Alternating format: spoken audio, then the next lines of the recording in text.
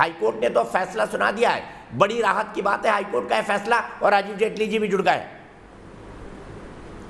देखिए, मुझे लगता है दीपक जी, आज सबसे पहले तो सभी दर्शकों को रामनवमी की बहुत बहुत बधाई। और प्रभु राम के चरणों में हम सब लोग हाथ जोड़कर विनम्र विनती करते हैं कि प्रभु जो ये आपदा है इसको कम करें, और जो गरीब लोग हैं उनको, जो बीमार लोग हैं उनको ताकत दें कि लड़ाई से लड़ा जा सके। जहां तक बात अभी प्रश्नों की है कि हाईकोर्ट का ऑर्डर आया, ये दुखद है।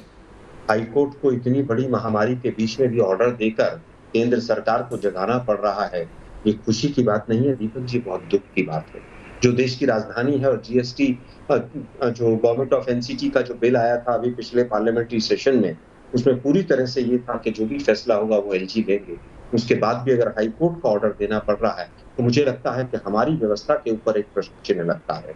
जहां तक बात है आपका जो आज का टॉपिक आप लेकर चले हैं कि वैक्सीन और तमाम चीजों के ऊपर क्या राजनीति हो रही है, दीपक जी बड़ा दुख है कि जो देश वैक्सीन किंग था, जो देश 1978 में 19 कंपनियों के द्वारा पूरे विश्व को वैक्सीन की सप्लाई कर रहा था, आज केंद्र सरकार को ये फैसला लेना पड़ रहा है कि हम उसके ऊपर से इंपोर्ट ड्यूटी घटाएंगे। आज ये नौबत क्यों आई? क्योंकि पूरी की पूरी सरकार कुंभकर्णीय नींद में सोई हुई थी।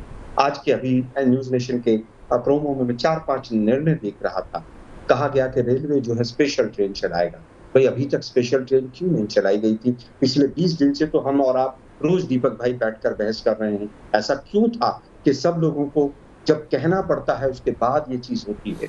वैक्सीन के लिए आप कह रहे हैं कि साहब हमने 18 वर्ष से कर दिए। भाई आपको 18 वर्ष से ही करना था, राज्यों के ऊपर ही जिम्मेदारी डालनी थी, जनता के ऊपर अगर जिम्मेदारी डालनी थी, प्राइवेट हॉस्पिटल्स के ऊपर डालनी थी, तो ये जनवरी में डल सकती थी जिस समय पर वैक्सीन आई थी।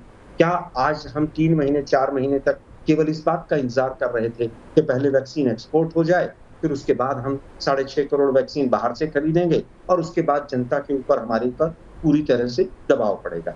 आज अगर ऑक्सीजन, जो हम विश्व में लार्जेस्ट प्रोड्यूसर हैं, अगर हमारी ऑक्सीजन की डिस्ट्रीब्यूशन प्रॉब्लम आ रही है तो स्वाभाविक है कि विपक्ष सवाल पूछेगा।